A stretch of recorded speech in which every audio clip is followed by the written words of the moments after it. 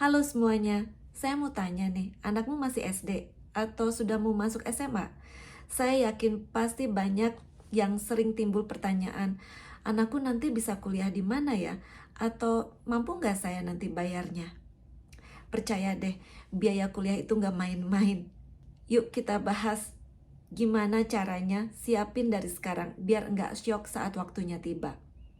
Di video ini aku akan kasih strategi jitu menabung buat pendidikan anak yang realistis dan bisa kamu mulai sekarang juga. Biaya kuliah di Indonesia itu berbeda-beda tergantung dari kampus dan jurusan. Tapi secara umum, perguruan tinggi negeri favorit jalur mandiri bisa sampai 100 sampai 200 juta total 4 tahun. Perguruan tinggi swasta bisa 120 sampai 250 juta. Kemudian kuliah kedokteran, siapin dari 300 juta ke atas. Mau di luar negeri, bisa sampai miliaran rupiah. Dan ingat, biaya itu belum termasuk kos, makan, buku, transport, dan keperluan lainnya. Nah, ayo coba hitung, misal anakmu sekarang umur 10 tahun. Nah, dalam 8 tahun, dia masuk kuliah. Kalau kamu targetkan kuliah di perguruan tinggi negeri favorit ya, kamu butuh dana sekitar 150 juta hari ini. Dengan inflasi 10% per tahun, maka kamu akan butuh sekitar 322 juta dalam 8 tahun. Kalau nabung di bank, berarti butuh 3.300.000 per bulan. Nah, tapi ini jauh lebih ringan kalau kamu mulai dari sekarang. Teman-teman, ada beberapa hal yang harus kamu perhatikan, yaitu antara lain investasi bodong, asuransi pendidikan dengan biaya awal besar dan transparansi rendah. Kemudian habit menunda-nunda karena waktu itu mahal. Jadi 3 hal itu yang harus kamu hindari ya. Nah, kemudian ada beberapa strategi yang bisa dilakukan supaya dana untuk pendidikan kuliah anak bisa terwujud.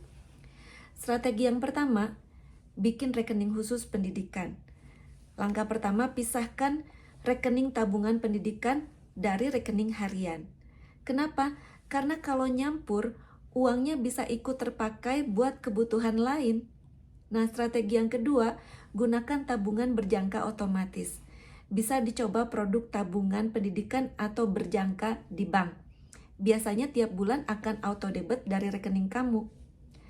Bunganya memang nggak besar, tapi ini aman, cocok buat kamu yang pengen stabil dan disiplin. Misalnya, nabung 1 juta per bulan selama 10 tahun, berarti akan tercapai 120 juta. Lumayan kan buat bantu biaya masuk kuliah. Nah, kemudian strategi yang ketiga, naikkan setoran tiap tahun. Mulai dari yang kecil dulu, misalnya 500.000 per bulan. Tapi naikkan secara bertahap setiap kali gaji naik atau ada penghasilan tambahan. Misalnya, tahun pertama 500.000, tahun ketiga naik ke 750.000, tahun kelima naik jadi 1 juta.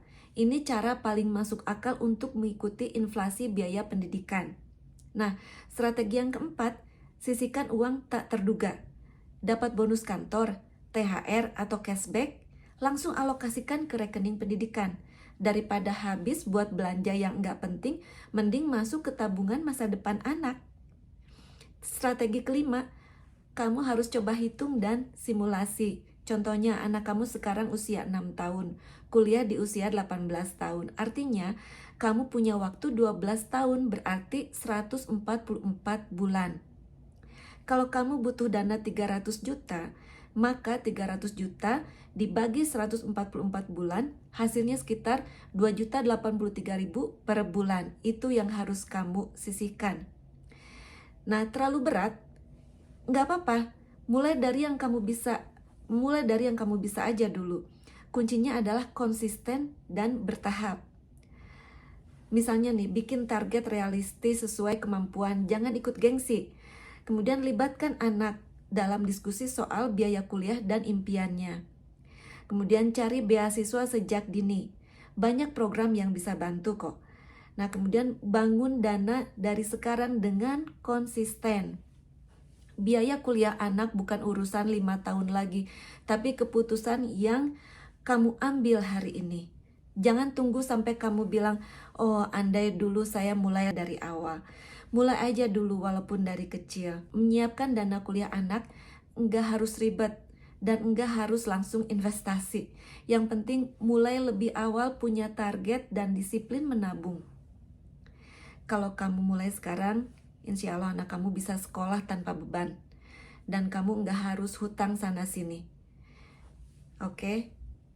So, jangan lupa like, komen, dan share ke teman-teman yang butuh info ini ya. Sampai ketemu di video selanjutnya. Bye.